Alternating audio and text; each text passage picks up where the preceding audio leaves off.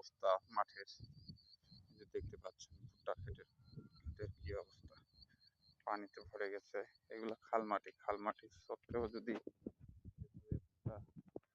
যে এই জায়গাগুলো ভুট্টা হয় না, তাতেও মানুষ ভুট্টা আবাদ করছে, আর এখন আবাদ করে পড়ছে বিপাকে।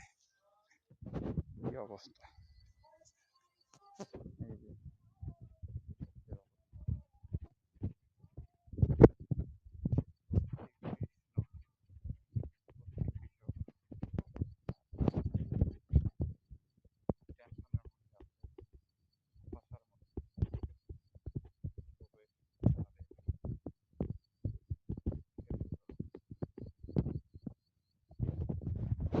এর মধ্যেই আবার সীমা খামুক।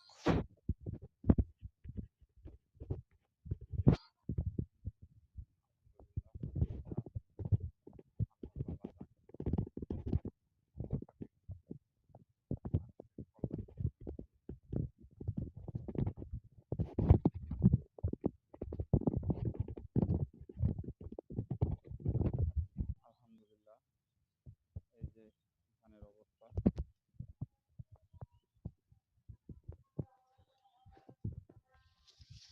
এই হলো ধান আমাদের।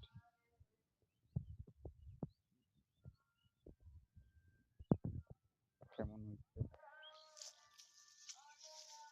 ধান লাগানোর পরে আজকে দিয়ে তৃতীয়বার দেখতে আসলাম।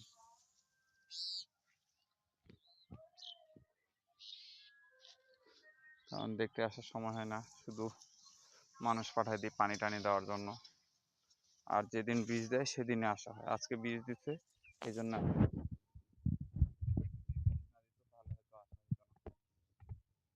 বললাম যেহেতু বীজ দেওয়া হইলো কীটনাশক, সেহেতু দেখে যাই।